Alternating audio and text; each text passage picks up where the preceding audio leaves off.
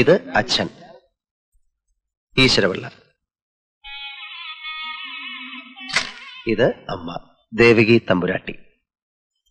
പാചകക്കാരൻ ഈശ്വരപിള്ളയുടെ കൂടെ കോവിലകത്ത് നിന്ന് ഇറങ്ങിപ്പോന്നതാ. ഇതാണ് ഡോക്ടർ ജ്ഞാനൻ. അടുത്തേക്കുന്നത് അയാളെ വിലക്കെടുത്ത നിർമ്മല കൊച്ചമ്മയെ. കല്യാണം കഴിഞ്ഞിട്ട് 4 വർഷമായി. പണത്തിനും അഹങ്കാരത്തിനും ഒരു കുറവുമില്ല. പക്ഷെ പറഞ്ഞിട്ട് എന്താ കാര്യം? ഒരു കുഞ്ഞിക്കാല് കാണാനുള്ള ഭാഗ്യമില്ല. കഷ്ടം ഞങ്ങളുടെ അമ്മയുടെ കാര്യമാണ്.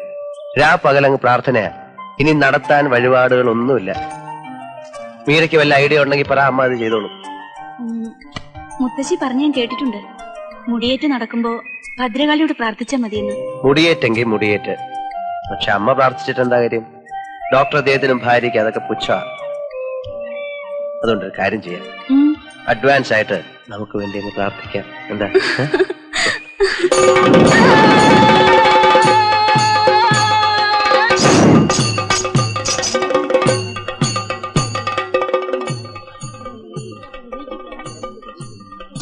കൈ തൊടുത്തോട്ടെ.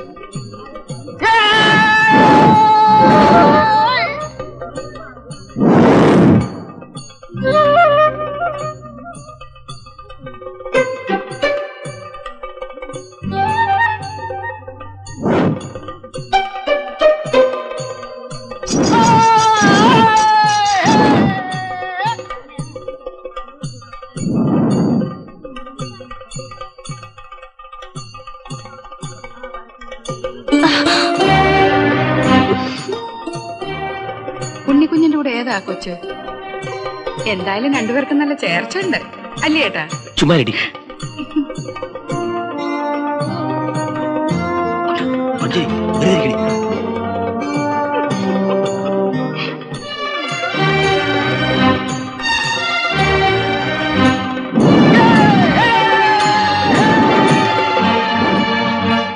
ഇതെന്തുവാ ഉണ്ണിക്കുഞ്ഞ്? ഇത് മുടിയേറ്റ്. കാളിയും കൂളിയും പുഞ്ചിരി ചേച്ചിക്ക് മനസ്സിലായില്ലേ? മിലിറ്ററി ചേട്ടനത്ത് പറഞ്ഞു കൊടുക്ക്. വേണ്ട വേണ്ട, കൊറേയൊക്കെ ഞങ്ങൾക്കും മനസ്സിലാവും ഇല്ലയോ ചേച്ചി?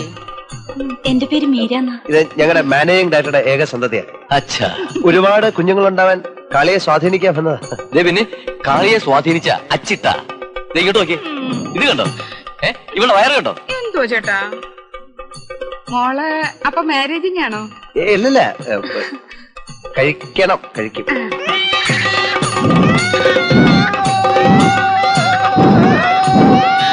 അയ്യോ, അതാ ശ്രീമന്ദിരത്തെ സരസ്വതിയാ. കല്യാണം കഴിഞ്ഞിട്ട് 10 വർഷം കഴിഞ്ഞു. ഇപ്പോഴാ കാളിയമ്മ അനുഗ്രഹിച്ചത്.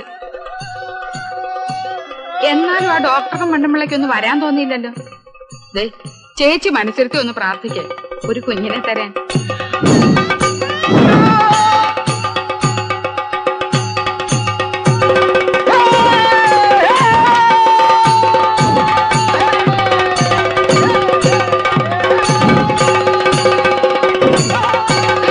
അയ്യോടാ, അത് നമ്മുടെ എരിശ്ശേരിയല്ലേ? അച്ഛന്റെ ഒരു ശിങ്കിടിയാ.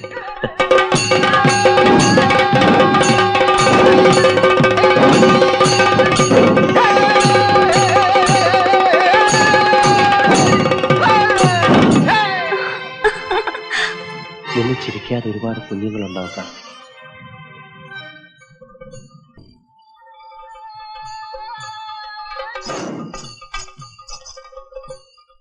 നല്ല കുട്ടിയാ. നീ എന്തോന്നായി പിച്ചും പേയും പറയുന്നേ? അവന്റെ MD-യുടെ മോളാ. ആഹാ, അപ്പൊ നീ അവനും ഒക്കെ കൂടെ എല്ലാം ഉറപ്പിച്ചു വെച്ചിരിക്കല്ലേ? ആരുറപ്പിച്ചാൽ എന്താ, എല്ലാം വിധി പോലല്ലേ നടക്കൂ. നമ്മുടെ രാമുവിന്റെ കാര്യം കണ്ടില്ലേ? ഒരു കുഞ്ഞിനെ കൊടുക്കാൻ പരദൈവങ്ങൾക്ക് തോന്നുന്നില്ലല്ലോ. മന്നാർശാലയിൽ പോയി ഒന്ന് ഉരുളി കമഴ്ത്തിയാൽ എന്താ? നമുക്ക് കമത്താന്നേ. ഇതെന്ത് മുതുകൂത്താ? വയസ്സായി വരുമ്പോഴാ. പോയി കിടന്ന് ഉറങ്ങാൻ നോക്ക്. അപ്പൊ ഉരുളിയാവും തന്നെ. അത് നിങ്ങൾ കമഴ്ത്തിട്ട് എന്താ കാര്യം? നിർമ്മലയ്ക്ക് തോന്നണം. രാമകൃഷ്ണൻ പറഞ്ഞാലൊന്നും അവള് കേക്കില്ല. ഞാൻ തന്നെ ചെന്ന് പറഞ്ഞു നോക്കാം.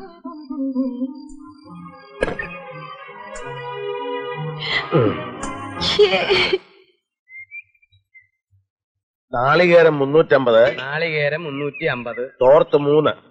തോർത്ത് 4. തോർത്ത് 4? ആ, അതെന്തിനാ? ഒരെണ്ണ അരയക്കട്ടെ. അരേ, നീ ഒരു കറുത്ത എരടം കിട്ടിയാ മതി. ആ ഉണ്ണി സാറേ ഇളയവനാ. ഇനി അങ്ങോട്ട് കല്യാണ സീസണാ. അതിനെ ഉടനെ ഞാൻ കെട്ടാനൊന്നും പോകുന്നില്ല. ഇങ്ങനെ നാട്ടിലുള്ള ചെറുപ്പക്കാരൊക്കെ വാശി പിടിച്ച ദഹനക്കാരൊക്കെ തെണ്ടി പോകത്തില്ലയോ? ഈർവാണം അടിക്കാതെ പാത്രങ്ങളുടെ ലിസ്റ്റ് എഴുത്. ചെമ്പ് 5, ചെമ്പ 5, വാർപ്പ് ചെറുത് 4. വാർപ്പ് ചെറുത് 4. ആള് ശുദ്ധനാ. ഇവിടെ കേട്ടില്ല. ഇവിടെ പറഞ്ഞതാ.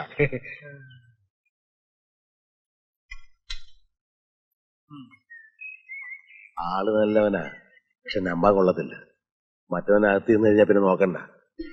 ആ പുഞ്ചിരിക്ക് ഇനി ഉറക്കളയ്ക്കാനൊന്നും പറ്റില്ല, അറിയാലോ. ഈ പുഞ്ചിരി എന്ന് പറഞ്ഞ എന്റെ മകനൊരു അന്തരമാണ്. ഇപ്പൊ വയറ്റിലുണ്ട്. ഇന്നോ നാളെ ഒന്നും പറഞ്ഞിരിക്കുക. മിലിറ്ററി ചേട്ടന്റെ വരുത്തുപോക്ക് കൊണ്ട് സംഭവിച്ചതാ.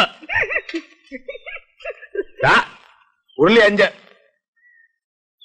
കുത്തിയിട്ട് 3, കുഴച്ചിട്ട് 2. ഇയാൾ ഇടയ്ക്ക് എന്നെ ഒന്ന് സഹായിക്കേണ്ടി വരും കേട്ടോ. ഇവന് കുറച്ച് അഭിരുചിയൊക്കെ ഉണ്ട്. കൈപുണ്യം കുറവല്ല. അല്ല എന്ന് വെച്ചാൽ അഹങ്കരിക്കൊന്നും വേണ്ട. കുറച്ച് ലീവൊക്കെ എടുക്കേണ്ടി വരും. കണ്ണാപ്പ എത്ര വേണം? 1. അണ്ടാവു വലുത് 5. എഴുതണോ? പിന്നെ എഴുതാണ്ട്. അത് ശരിയാ, എഴുത്. നീ വയ്ക്കൂ. ഇവൻ ഇതൊക്കെ ഇഷ്ടാ. മൂത്തവൻ അങ്ങനല്ല. പെണ്ണും പിള്ളേം വീട്ടുകാരും പറഞ്ഞ എടുത്ത് കൊള്ളുന്നവനാ. അവർക്ക് ഇതൊക്കെ ആക്ഷേപമാണ്. അതുകൊണ്ട് ഇവിടെ ആയിട്ട് ഒരു സഹകരണവും ഇല്ല. വേണ്ടെന്ന് ഞാനും അങ്ങ് വെച്ചു. അടുക്ക് പാത്രം 7. ഉണ്ണിക്ക് ഇംഗ്ലണ്ടിൽ പോകാൻ താല്പര്യമുണ്ടോ? അയ്യോ, എന്താ സാർ ഇത്? അതിപ്പോ ഒന്ന് കറങ്ങിയിട്ട് വരാനാണെങ്കിൽ. ഉണ്ണി ഇരിക്കെ. It's all right sir. ഇരിക്കടോ. ഹലോ, ഞാൻ വെറുതെ ചോദിച്ചതല്ല. ബിസിനസ് മാനേജ്മെന്റിൽ ഒരു ഡിഗ്രി എടുക്കരുത്. ഇനിയും ചുമ്മാ പഠിക്കാന്ന് വെച്ചാ മടുത്ത് സാർ. വെറുതെ ഡിഗ്രികൾ എടുത്തിട്ട് എന്താ കാര്യം? ഡിഗ്രിക്ക് വേണ്ടിയിട്ടല്ലടോ. കുറച്ച് അറിഞ്ഞിരുന്നാൽ നാളെ അതുകൊണ്ട് പ്രയോജനം ഉണ്ടാവും. ഇതുപോലൊരു സ്ഥാപനം നടത്തിക്കൊണ്ടുപോകാൻ തനിക്കൊരു അവസരം കിട്ടിയെന്നിരിക്കട്ടെ. ചിരിക്കണ്ട. Just think about it. ആ സ്ഥാപനം പൊളിയത്തേ ഉള്ളൂ. എനിക്ക് ഭ്രാന്തം പിടിക്കും. അങ്ങനെ സംഭവിക്കാതിരിക്കാനാടോ ഇംഗ്ലണ്ടും ബിസിനസ് മാനേജ്മെന്റും ഒക്കെ ഞാൻ സജസ്റ്റ് ചെയ്തത്. താൻ പോണം. താന്റെ സകല എക്സ്പെൻസും കമ്പനി വഹിക്കും. സാറിനോട് ക്ഷമിക്കണം. ബിസിനസ്സും നശിച്ച ഡിഗ്രിയും പിന്നെ കമ്പനിയോടുള്ള ഓബ്ലിക്കേഷനും ഒക്കെ ശരിയാവില്ല sir. I am totally unfit. പെട്ടെന്ന് അങ്ങനെ പറയാതെ തിങ്ക് ഓവർ ഇറ്റ്. പിന്നെ പറ്റിയ ഒരാളിന്റെ പേര് ഞാൻ സജസ്റ്റ് ചെയ്യാം. മീര. പുസ്തകങ്ങളും സ്വപ്നങ്ങളും അല്ലാതെ അവൾക്ക് വേറൊരു ലോകമില്ല. അവളോട് ഞാൻ ഈ കാര്യം പറഞ്ഞാൽ എങ്ങനെ ഇരിക്കും? ഇംഗ്ലണ്ടിൽ പോയി ഡിഗ്രി എടുത്ത് ഒരു മദാമയം കെട്ടി ഞാനിങ്ങി പോരും. അപ്പോഴെങ്ങനെ ഇരിക്കും? ഇങ്ങനെ ഇരിക്കും. എന്നും ഇങ്ങനെ ഇരിക്കുവോ? പുസ്തകങ്ങളുമായി ഇങ്ങനെ ജീവിതകാലം മുഴുവൻ? അതോ വാശിക്ക് പോയൊരു സായിപ്പിനെ കിട്ടൂ? അതോ കയറെടുത്ത് കഴുത്തെ കിട്ടൂ? നല്ലേ ചന്ദ്രപിള്ള എന്ന് പറയുന്ന CPയോട് പോയി പറ വേറെ പണി നോക്കാൻ. മോളെ കെട്ടാൻ പോകുന്നവന് നിലയും വിലയും ഉണ്ടാക്കാൻ ശ്രീധരൻ തരുന്നതിന് പകരം ഇംഗ്ലണ്ടിൽ ഡിഗ്രിയും തേങ്ങാക്കൊലയും. അതിനെ ഉണ്ണികൃഷ്ണൻ ഒന്നുകൂടെ ജനിക്കണം. കാശും പുത്തനും ഒന്നും കണ്ടിട്ടല്ല.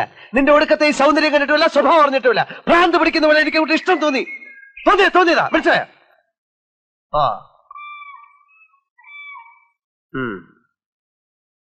ഒച്ചയും ബഹളവും കൊടുങ്കാറ്റ് പോലെ.